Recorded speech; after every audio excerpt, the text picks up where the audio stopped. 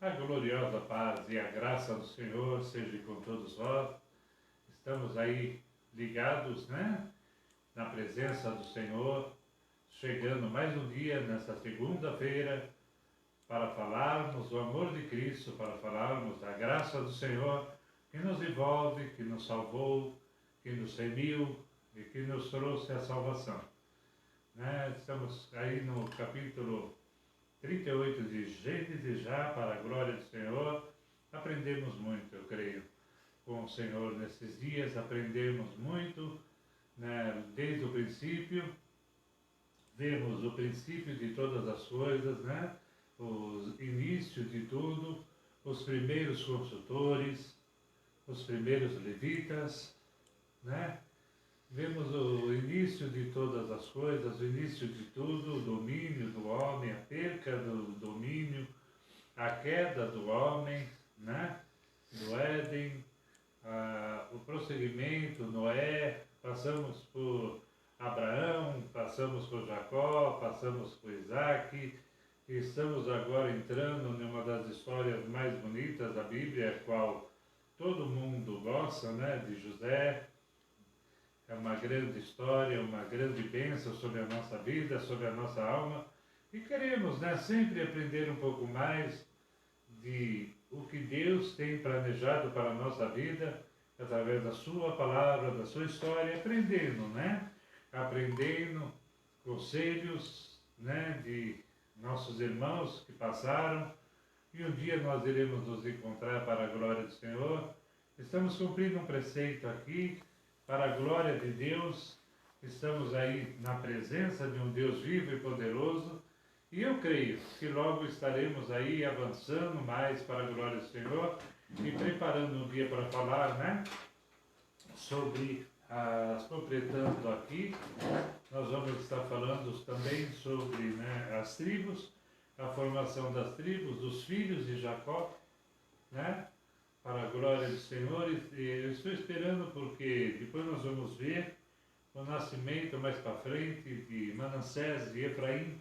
Aliás, Efraim, a tribo de Efraim tem um mistério muito grande. Amém? Que é o engraçado, que é o segundo filho, né, de José, deveria ser, mas foi abençoado pelo seu avô. Ainda a bênção, né, de Jacó pairou sobre a cabeça dele. Então é uma história muito bonita, a qual muitas vezes os detalhes é que importam, né? Os detalhes de uma história, os detalhes de uma vida, os detalhes que compreendem a palavra do Senhor, que às vezes passamos por cima de uma leitura ou de uma pregação, e temos aqui essa chance de estarmos vendo, comendo a palavra do Senhor, recomendo, né? Aprendendo um pouco mais com o Senhor, para a glória de Deus. Eu creio que os irmãos já estão entrando aí para a glória do Senhor. Amém? Vai dando um amém, vai dando glória a Deus aí. Amém? Você que está aí presente, você que está aí nessa gloriosa presença. Ontem tivemos um culto maravilhoso na presença do Senhor. Deus se fez presente, como vai se fazer presente, está se fazendo presente nesse ensino também. E vai te alcançar com muita graça e sabedoria para o louvor da glória dele. Amém? Amém. Está aqui o diácono Felipe. Amém? Aprendendo também com o Senhor. Estamos aprendendo, né? Cada dia para a glória do Senhor. E você já está com a sua Bíblia aí, irmão? Já está com a sua Bíblia, irmã? Vamos pegar nossas Bíblias, vamos já abrir aí em Gênesis, né? 38, no verso 1.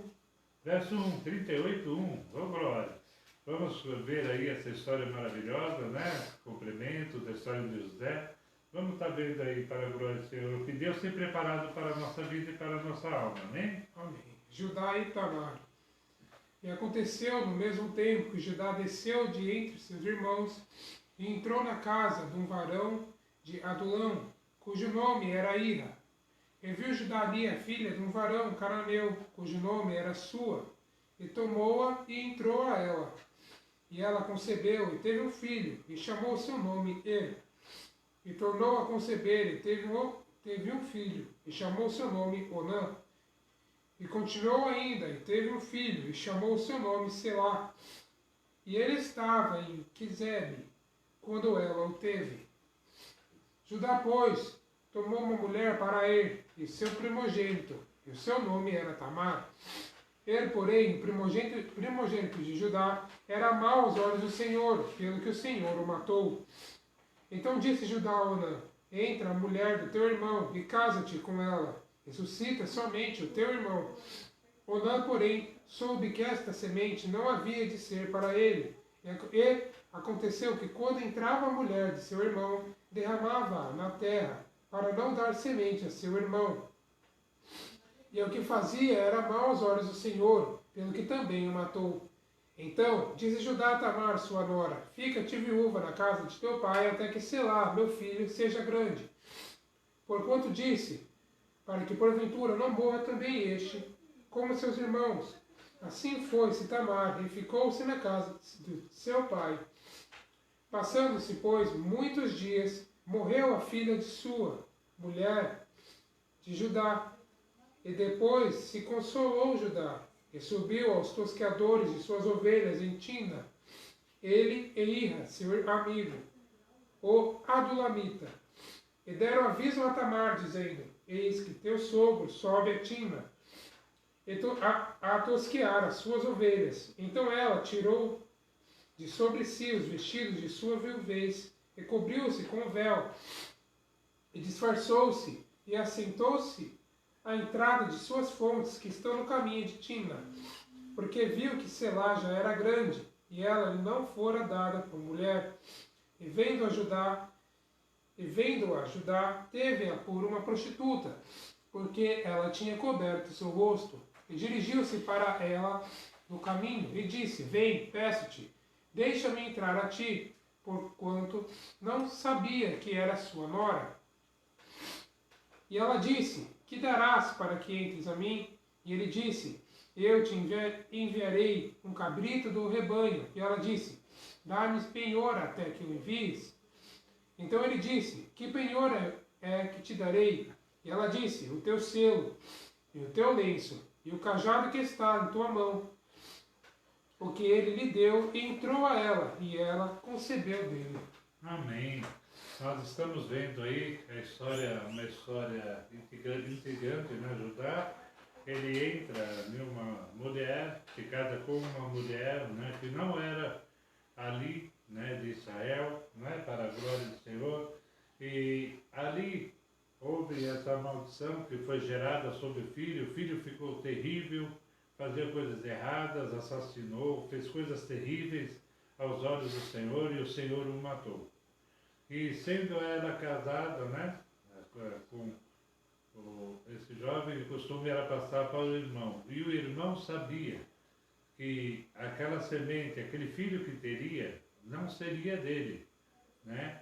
Seria ali uma, vamos dizer assim, uma continuidade, né, do irmão dele. Então ele se pesou, não quis ter filho, e Deus também o matou. Uma morte meio trágica também o matou, porque Deus viu que era mal o que ele estava pensando, era mal o que ele queria. E sobrou somente o filho mais novo, né? Selá, que era o filho mais novo. E ela queria se casar com o filho mais novo, mas na época ela era muito novo, não poderia se casar, e o pai não deixou, não queria. E ela é uma mulher que ficou sem filhos, né? Para aquela época era terrível, uma mulher que não tinha filho. Hoje a mulher tem uma opção de ter filhos ou não, né? Mas naquele tempo, em Israel, e até os dias de hoje, uma mulher tem que conceder para que a geração vá adiante. Ter filhos, para que o nome prossiga, para que a família prossiga.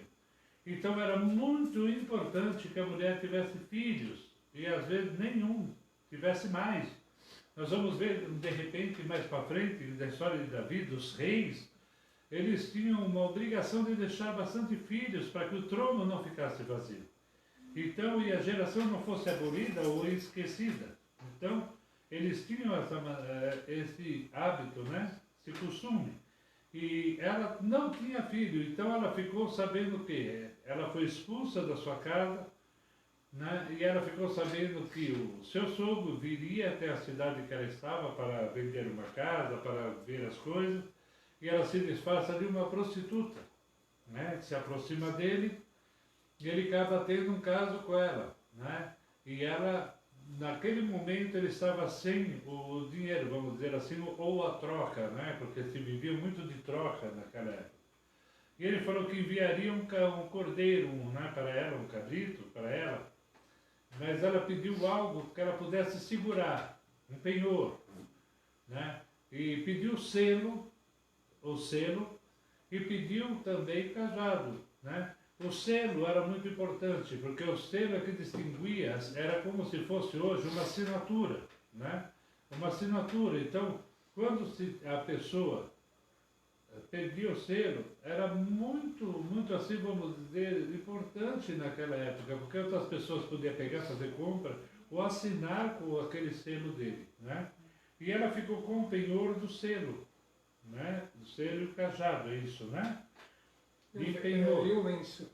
O selo, o cajado e o lenço. E o lenço. Os 3 objetos. Ela ficou ali. E ela se escondeu, né? Vamos ver o que vai acontecer. Amém. E ele levantou-se, foi-se, tirou de sobre si o seu véu, e vestiu os vestidos de sua viuvez. E Judá enviou o cabrito por mão de seu amigo, Odolamita, para tomar o penhor da mão da mulher, porém não a achou. E perguntou aos homens daquele lugar, dizendo: Onde está a prostituta que estava no caminho junto às 2 fontes? E disseram: Aqui não esteve prostituta alguma. E voltou a Judá e disse: Não achei. E também disseram os homens daquele lugar: Aqui não esteve prostituta. Então disse Judá: Tome-o ela, para que porventura não venhamos com desprezo. Eis que tenho enviado este cabrito, mas tu não a achaste. Então, o cabrito, ele mandou o cabrito em pagamento, né, para ela, mas não acharam ela mais. Não acharam ela e ele perdeu. Ele ficou sem o selo, sem o lenço e sem o cajado. E ela tomou posse daquilo lá, entendeu? E ela colocou as vestes da viuvez dela novamente. Ela voltou à vida novamente. E ninguém reconheceu que ela era prostituta, né? Porque ela não, na realidade não era. Então ali ele perguntou, não tinha nenhuma prostituta ali. Ninguém viu, ninguém sabia, porque na realidade não havia. E ela, vamos ver agora que ela engravida, né? Ela engravidou, né? Vamos lá? Vamos lá.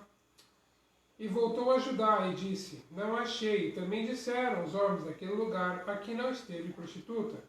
Então disse Judá: Tome-o ela, para que porventura não venhamos em desprezo. Eis que tenho enviado este cabrito, mas tu não a achaste. E aconteceu que, quase 3 meses depois, deram visto a Judá, dizendo: Tamar, tua nora, adulterou, e eis que está pejada do adultério. Então disse Judá: Tirai-a fora, para que não seja queimada. E tirando-a fora, ela mandou dizer a seu sogro: Do varão de quem são essas coisas eu concebi? E ela disse mais: Conhece, peço-te, de quem é este selo, e estes lenços, e este cajado? E conheceu Judá e disse: Mais justa é ela do que eu, porquanto não a tenho dado a selar meu filho, e nunca mais a conheceu. E aconteceu ao tempo de dar à luz, que havia gêmeos em seu ventre.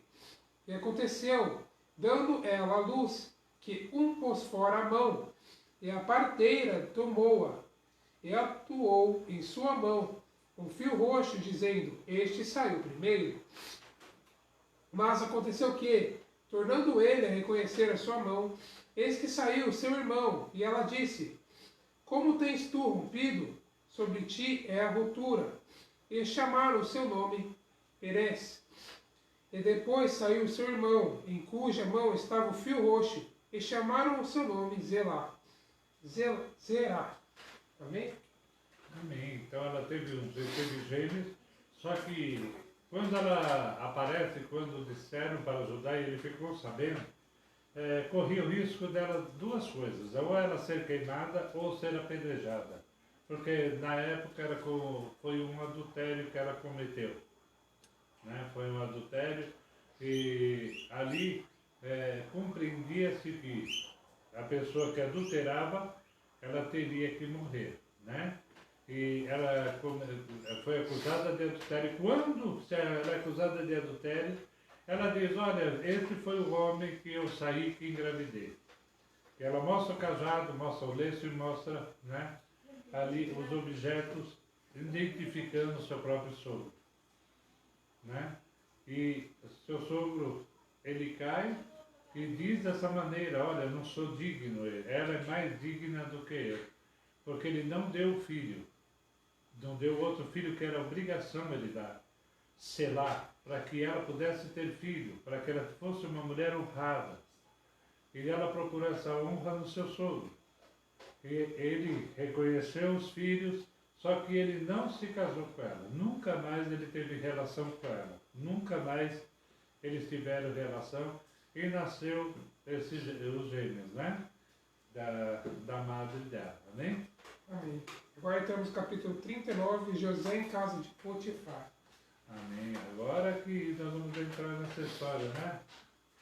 José foi levado até o Egito como escravo, vendido, né? Nós vamos ver que Potifar, ele compra, e nós vamos ver uma história aí que ela tem os seus altos, ela tem os seus baixos. Vamos analisar essa história de José, amém? Ver os dois lados, porque geralmente a gente vê o lado só. A moeda já tem dois lados, amém? Vamos lá. E José foi levado ao Egito, e Potifar, eunuco de Faraó, capitão da guarda, varão egípcio, comprou-o da mão dos ismaelitas, que o tinham levado lá. E o Senhor estava com José, e foi varão próspero, e estava na casa de seu senhor egípcio. Vendo, pois, o seu senhor que o Senhor estava com ele, e que tudo o que ele fazia o Senhor prosperava em sua mão, José achou graça em seus olhos, e serviu-o. E ele o pôs sobre sua casa, e entregou na sua mão tudo o que tinha. E aconteceu que, desde que o pusera sobre sua casa, e sobre tudo o que tinha, o Senhor abençoou a casa do egípcio por amor a José. E a bênção do Senhor foi sobre tudo o que tinha, na casa e no campo. Interessante. É que eu sempre falo, quando uma pessoa está sob a direção de Deus, sob a tutela de Deus, não importa onde ela esteja, não importa o que ela faça, a mão do Senhor está sobre ela.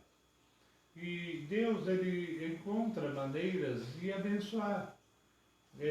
Às vezes nós nos preocupamos, né, do que vai ser, como vai ser, mas Deus, ele sempre vai dar um jeito de te abençoar. Quando você está seguindo a palavra do Senhor, quando você está embaixo, está em aliança com Deus, tudo que você fizer prospera. Onde você colocar a mão, vai prosperar. Porque o Senhor é contigo. E assim foi com José. Ele abençoou a casa de Potifar. Potifar, né? Ele era um homem de batalha, de luta, e é engraçado que era eunuco, né? Era eunuco.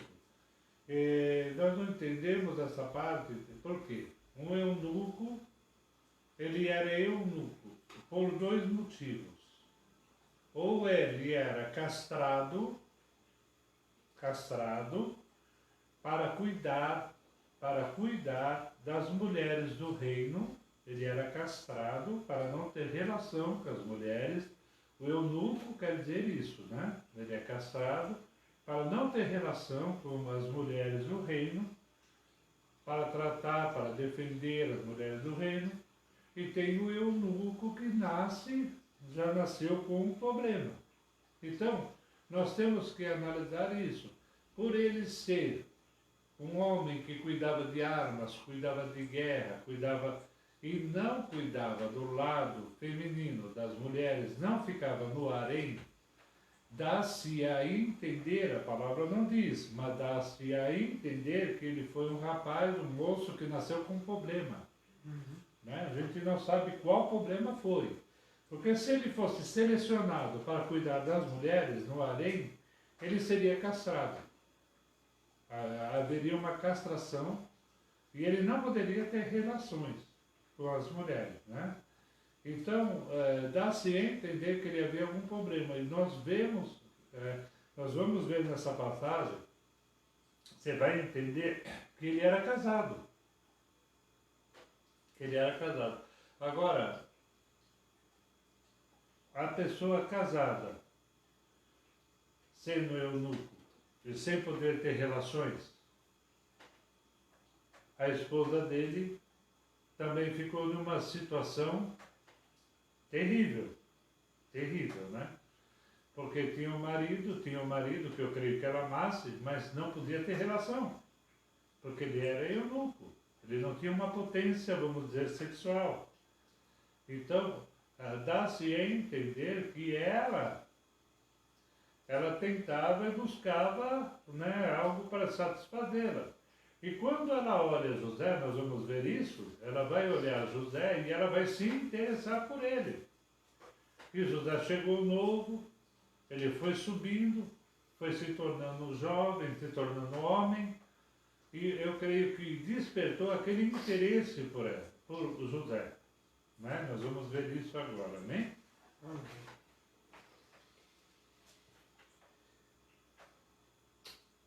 O verso 6, amém? E deixou todo o que tinha na mão de José, de maneira que de nada sabia do que estava com ele, a não ser do pão que comia. E José era famoso de parecer e formoso à vista. E aconteceu, depois dessas coisas, que a mulher de seu senhor pôs os seus olhos em José, e disse, deita-te comigo. Porém ele recusou, e disse à mulher do seu senhor, eis que o meu senhor não sabe do que há em casa comigo, e entregou em minha mão tudo o que tem. Ninguém há maior do que eu nesta casa, e nenhuma coisa me vedou, senão a ti, porquanto tu és sua mulher. Como, pois, faria eu este tamanho mal, e pecaria contra Deus? E aconteceu que, falando ela cada dia a José, e não lhe dando ele ouvidos para deitar-se com ela, e estar com ela, sucedeu num certo dia que veio a casa para fazer seu serviço, e nenhum dos da casa estava ali. E ela lhe pegou pelo seu vestido, dizendo, deita-te comigo. E ele deixou o seu vestido na mão dela, e fugiu, e saiu para fora. E aconteceu que, vendo ela que deixara o seu vestido em sua mão, e fugira para fora, chamou os homens da casa, e falou-lhes, dizendo, vede, trouxe-lhes um varão hebreu, para escarnecer de nós. Entrou até a mim, para deitar-se comigo, e eu gritei com grande voz. E aconteceu que, ouvindo ele que eu levantava minha voz e gritava, deixou o seu vestido comigo, e fugiu e saiu para fora. E ela pôs o seu vestido perto de si, até que o seu senhor veio à sua casa. Então falou-lhe conforme as mesmas palavras, dizendo, veio a mim o servo hebreu, que nos trouxestes para escarnecer de mim. E aconteceu que, levantando eu a minha voz e gritando, ele deixou o seu vestido comigo e fugiu para fora. E aconteceu que, ouvindo seu senhor as palavras de sua mulher, que lhe falava, dizendo, conforme a essas mesmas palavras me fez teu servo, a sua ira se acendeu. O senhor de José o tomou e o entregou na casa do cárcere, no lugar onde os presos do rei estavam presos. Assim esteve ali na casa do cárcere. Amém. Então, ela,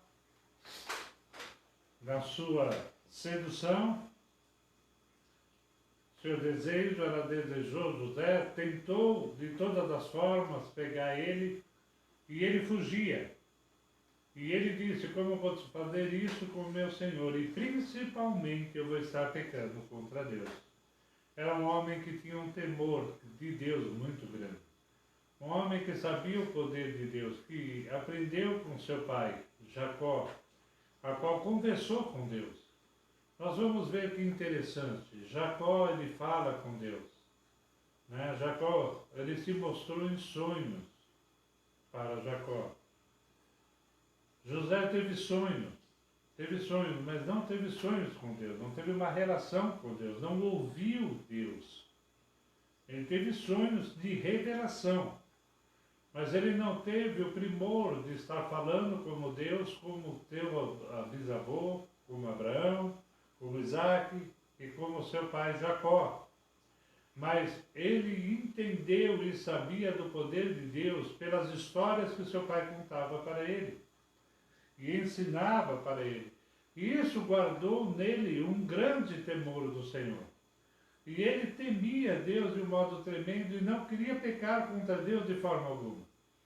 E ali o que acontece? A mulher pega, tira a capa dele, a roupa novamente, né? Famosa capa, né? Tirou novamente a capa, o vestido, guardou do lado e pôs no seu coração este plano para, já que ela não conseguiu seduzir José, ela precisava afastar José. Ela deu um jeito de acabar com José e contou para Potifar. Olha que interessante. Potifar, ele sabia, apesar da palavra estar dizendo que acendeu a ira sobre ele. Acendeu a ira, óbvio que ele ficou irado, ele ficou nervoso, ele ficou bravo pelo feito, pelo ato que foi lhe proposto. Mas entenda uma coisa, naquela época, principalmente no Egito, se adulterasse ali, as regras perante Deus sobre adultério seriam qual? A morte. No Egito, a mulher perdia o nariz e o homem também era sacrificado, era morto. Então ele sabia disso. E você vê que ele tinha tanta coisa com José, ele conhecia tanto José, que no seu íntimo ele sabia que não era. Por isso ele pegou José e levou até a cadeia. E nem comunicou a Faraó. Vamos dizer, entre aspas, ele era o braço direito de Faraó, homem de guerra de Faraó. Ele poderia ter comunicado a Faraó e no mesmo momento José seria morto, sem dúvida. Indubitavelmente, nem julgado ele seria, porque seria a voz de vamos dizer hoje, de um general contra um servo que não tinha nada a ver. Então ele morreria ali fatalmente, perderia a cabeça, né? Cortariam a cabeça dele ali facilmente. Mas o Potifar, levou até a cadeia, porque sabia que José, ele não tinha feito, porque ele conhecia José, senão ele teria, José, sido morto. Entenda bem. E José vai no cárcere. Só que tem uma coisa interessante, aonde o homem de Deus está, há diferença. Há diferença. Nós vemos José, quando estava na casa dele, a mão de Deus era sobre ele. Vemos José agora, com Potifar. A mão de Deus era sobre ele. Agora vamos ver na cadeia. A mão de Deus continua sendo sobre ele. Por isso eu digo, não importa onde você esteja, importa quem esteja com você. Amém? Você pode estar num palácio. Você pode estar rodeado de riquezas. Não importa quem, importa quem está com você do seu lado. Amém? José, ele tinha sempre Deus do lado dele. E ele entendia que tudo ali era permissão de Deus. Não vemos José reclamando, vemos José orando, não vemos José blasfemando, não vemos José brigando, nós vemos José na presença do Senhor, sempre o glorificando e adorando. Não importa o que passe, continue adorando, porque o teu Deus está ouvindo as tuas orações. Amém. Verso 21. O Senhor, porém, estava com José, estendeu sobre ele a sua benignidade, e deu-lhe graça aos olhos do carcereiro mor. E o carcereiro mor entregou à mão de José todos os presos que estavam na casa do cárcere, e ele fazia tudo o que se fazia ali. E o carcereiro mor não teve cuidado de nenhuma coisa que estava na mão dele, porquanto o Senhor estava com ele, e tudo o que ele fazia o Senhor prosperava. Para o capítulo 40. E aconteceu, depois dessas coisas, que pecaram, o copeiro do rei do Egito e o padeiro, contra seu senhor, o rei do Egito. Peraí, então Deus era com ele na prisão. Nós vemos que o carcereiro mor, quer dizer, o carcereiro principal, né? Vamos dizer assim, o manda-chuva dos carcereiros. Ele estava ali e ele não fazia nada, José que fazia tudo. E Deus era com ele. Ele se destacou, ganhou a confiança, né? Ele ganhou a confiança do carcereiro e estava ali. E chegou uma época que, eu creio que foi providência de Deus já, o padeiro e o copeiro de Faraó foram parar na cadeia, exatamente aonde José estava. Ok? Isso ocorrido já há muito tempo, já há anos que José estava lá. Amém? Amém.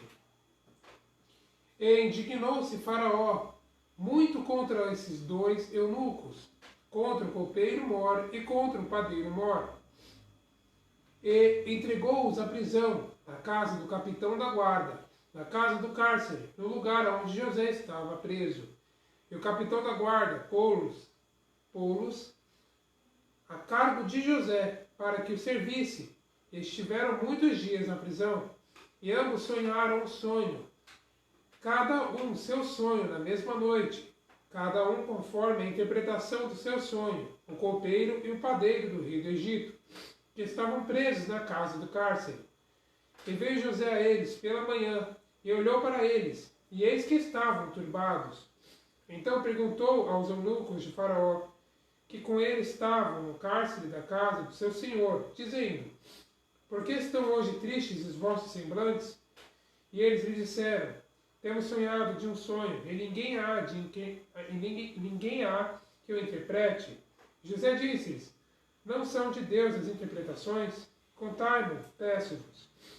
Então contou o copeiro mor o seu sonho a José, e disse: eis que em meu sonho havia uma vide diante da minha face, e na vide 3 sarmentos, e estava como brotando a flor da saía. Os seus cachos amadureciam em uvas, e o copo de Faraó estava na minha mão, e eu tomava as uvas e as espremia no copo de Faraó, e dava o copo na mão de Faraó.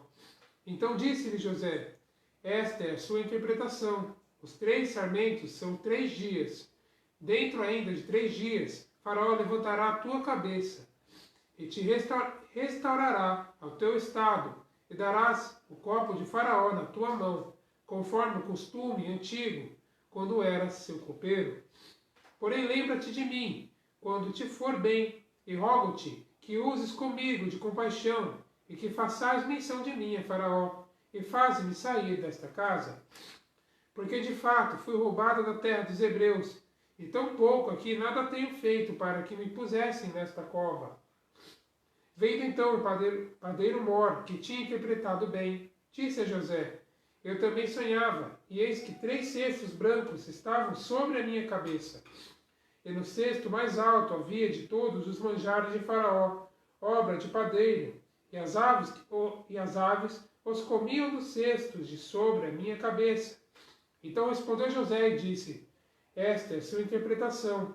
Os 3 cestos são 3 dias. Dentro ainda de 3 dias, Faraó levantará a tua cabeça sobre ti, e te pendurará num pau, e as aves comerão a tua carne de sobre de ti. E aconteceu ao 3º dia, o dia do nascimento de Faraó, que fez um banquete a todos os seus servos, e levantou a cabeça do copeiro mor, e a cabeça do padeiro mor, no meio dos teus servos, e fez tornar o copeiro mor ao seu ofício de copeiro. E este deu o copo na mão do Faraó, mas ao padeiro mor enforcou como José havia interpretado. O copeiro mor, porém, não se lembrou de José, antes se esqueceu dele. Amém. E é isso que José teve, dom, né? Dons espirituais. É algo interessante para nós aprendermos também, né? Sobre os dons espirituais. José ele tinha o dom do discernimento, ele tinha discernimento, amém? Discernimento de sonhos. Há uma dificuldade muito grande no discernimento. Isto é um dom tremendo na presença de Deus, porque nunca o que nós sonhamos é a realidade. A pessoa não é mesma, a situação não é mesma, precisa-se ter um discernimento correto para nós decidirmos aquele sonho que teve. E José tinha esse dom de discernir os sonhos. E ali o que acontece? Chega ali Faraó, dia de Faraó. E o costume ali da época do Egito seria qual? Dar perdão a um prisioneiro. E Faraó analisou no meio de todos, vamos dizer assim, ele levou em consideração entre os dois, porque os dois seriam muito próximos a Faraó. Os dois seriam pessoas ligadas a Faraó ali diretamente. E ele entendeu o seguinte, vamos dizer assim, o copeiro ele foi levado para lá, para a cadeia, porque um mosquito sentou no vinho. E o pão tinha uma pedra. Ele levou em consideração, vamos dizer assim, que o mosquito não tem como a pessoa detectar para que ele não sente. Ele pode até tentar, o mosquito vai sentar. Ele já estava na mão de Faraó. Agora uma pedra, a pessoa amassando o pão, amassando a massa, é impossível que ele não sinta que tem a pedra. Né? Quando você amassa o pão, quem você faz pão sabe. Você amassa, você está sentindo a massa. Então, no entendimento, aquela pedra foi proposital. O padeiro ele sentiu a pedra e não tirou. Então, ele levou em consideração isso. Então, o sonho de José se cumpre. Leva-se ali o padeiro, e como José disse, foi enforcado, pendurado, e realmente as aves comeram a carne dele, depois de morto, e ali a pessoa que serviu o vinho, o copeiro, tornou a servir o vinho novamente. Amém? O copeiro volta a servir novamente a Faraó. E só que tem uma coisa, as pessoas se esquecem muitas vezes dos bens, né? Ele se esqueceu do que José tinha falado. Não sei se por emoção, não sei, mas eu entendo uma coisa. Tudo foi proposital. Não era o momento ainda. Não era a hora. Não era a hora. Porque Deus ele tem um planejamento, tem a hora, segundos e minutos para todas as coisas. Não era a hora ainda. Esperava mais um pouquinho, teria que esperar José esperar mais um pouquinho para que pudesse acontecer. Tanto é que Deus ele determinou a hora. Porque Deus é que deu o sonho, nós vamos ver depois que Deus vai dar o sonho a Faraó. Né? Quando Deus quer exaltar alguém, ele sabe fazer as coisas, meu irmão. Quando Deus quer fazer algo, ele sabe fazer. E nós tentamos ajudar Deus, mas Deus, na sua sabedoria, é muito mais profunda do que você pode imaginar. Na hora certa, no momento certo, Deus entrou no sonho de Faraó e mudou a história. Como mais para frente nós vamos ver outros e outros e outros lugares. Vou citar um, Nabucodonosor. Deus vai e dá sonho para ele. Deus ele sabe trabalhar na hora certa, no momento certo, naquele segundo certo de ser abençoado. Nada passa. Jesus. Disseram que Jesus tinha chegado tarde. Não. Jesus chegou na hora certa para ressuscitar Lázaro. E Deus, Jesus, vai chegar na hora certa, no momento certo, para te abençoar. Não é do jeito que você quer. Não é do jeito que José queria. José ele tentou fazer uma ponte, vamos dizer assim, até uma troca, uma ponte, mas não funcionou. Porque não é do jeito que nós queremos, e não é do jeito que pensamos. O pensamento do homem é de um jeito e de Deus é de outro. Né? Há muitos preceitos que nós temos que fogem da palavra do Senhor. Nós temos a nossa opinião, nós temos o nosso jeito. Você pode falar, você tem a sua opinião. Mas, querido, quem fez o céu e a terra, quem criou todas as coisas, foi Ele. A palavra dele. Então não tem que fugir da palavra de Deus. Não tem que fugir daquilo que Deus fez. Não tem. Porque Deus, ele pega você na curva. Amém? Passará o céu e a terra, mas a sua palavra não passará. Deus, ele criou a terra. Deus, ele criou todo o universo através da palavra. Então, a palavra é muito importante. Amém? Você pode ter sua opinião, eu posso ter minha opinião. Mas perante Deus, nossa opinião não vale nada. Nossa opinião não vale nada. Tem certas pessoas que, se nós queríamos, se fosse pela nossa índole, que as pessoas fazem com a gente, dá vontade de pegar as pessoas pelo pescoço e matar. Não é, mano? Dá vontade. Agora, imagina aquele homem que Moisés matou. A mãe dele, o pai dele, se pegasse Moisés, matava ele. Você entendeu? Aquele momento, aquele coisa de ira, só que Deus, ele quer isso. Só que Deus quer não. Os preceitos de Deus é diferente do meu, do teu. A tua opinião é válida. Temos que expressar nossa opinião. Mas a palavra de Deus não pode ser mudada. Amém? Amém.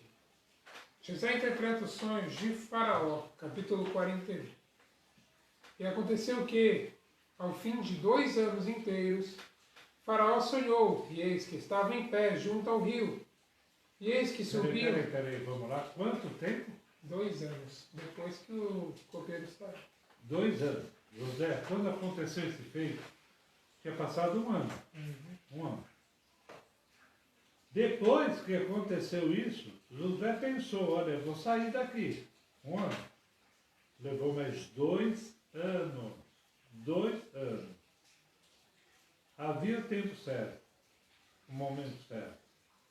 E esse momento chegou. E quando chegou, Deus sabe como que faz. Deus fez um modo que ninguém poderia fazer.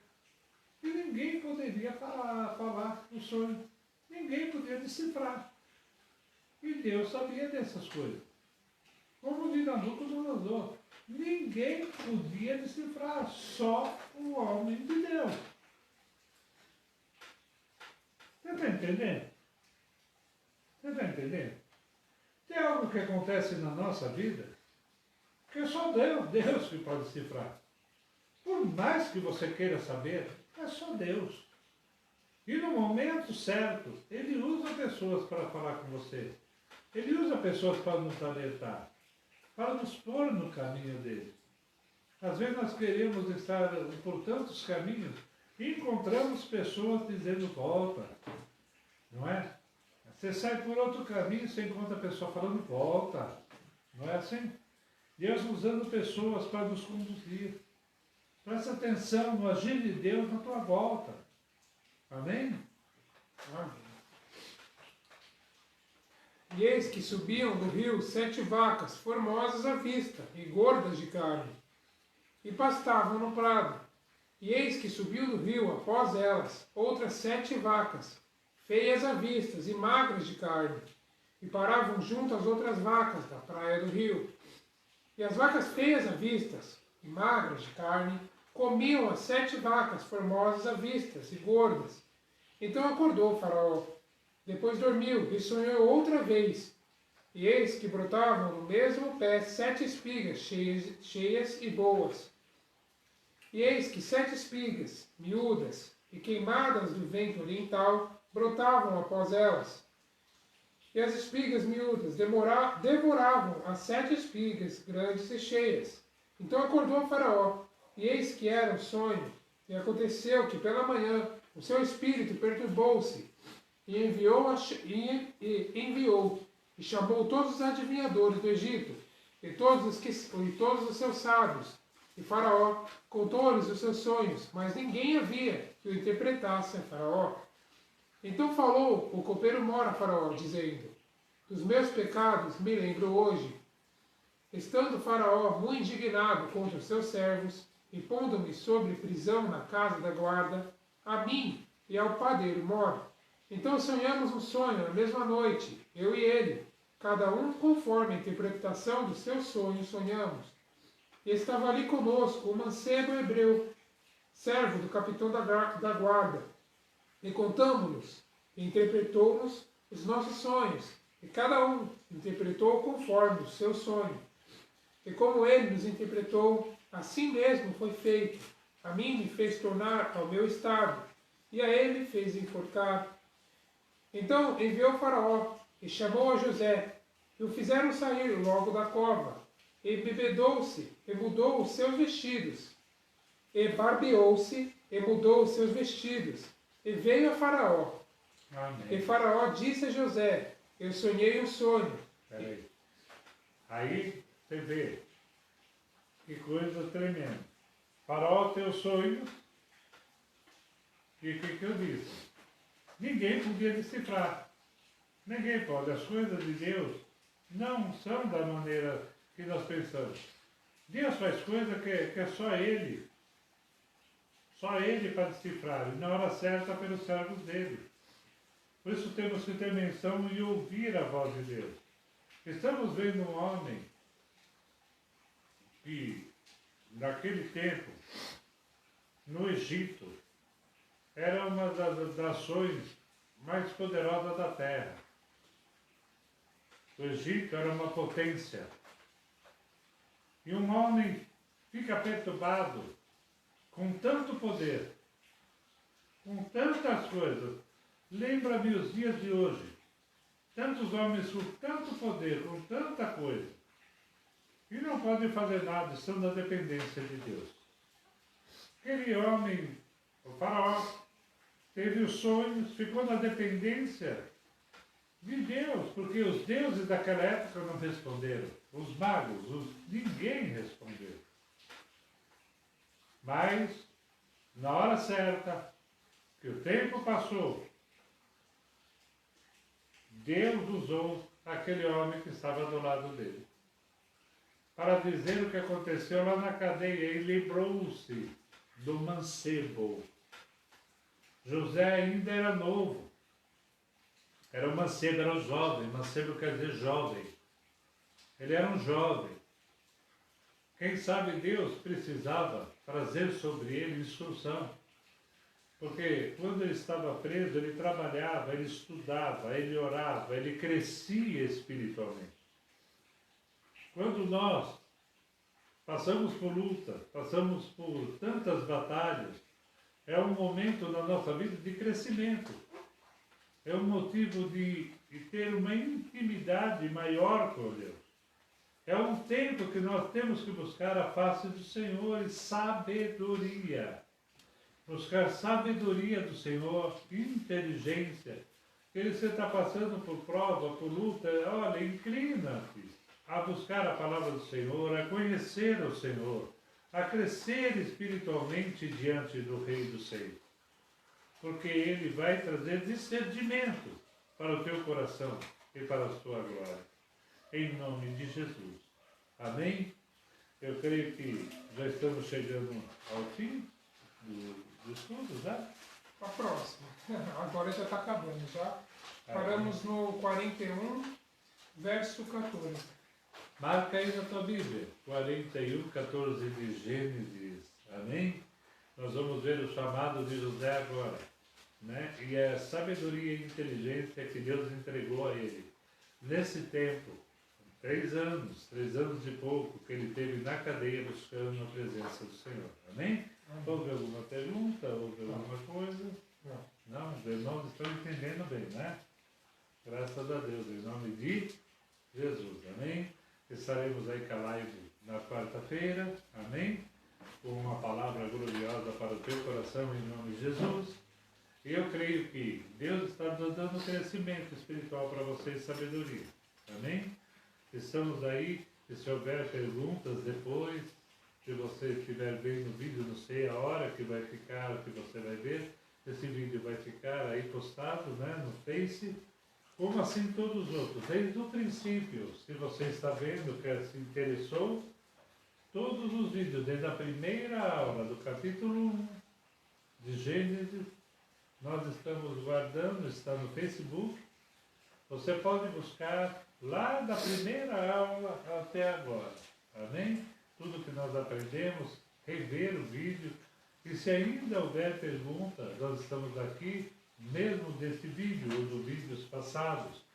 Se houver alguma pergunta, alguma opinião também, esteja falando, escrevendo-nos para nós, amém? Através aí do Facebook, estaremos respondendo como sempre, em nome de Jesus, amém? Que Deus possa te abençoar nessa noite, nessa segunda, e tenha uma ótima semana abençoada, cheia de graça e glória na presença do Senhor, crescimento espiritual para a tua vida, bênção sobre a tua família, e que Deus cuide do teu lar para a glória do Senhor, amém? Que Deus abençoe tremendamente. Faz assim com as suas mãos, que o amor de Deus o Pai, que a graça do nosso Senhor e Salvador Jesus Cristo, e a doce consolação e comunhão do Espírito Santo esteja sobre a tua vida, sobre a tua casa, sobre a tua família, em nome de Jesus. Um beijo no teu coração.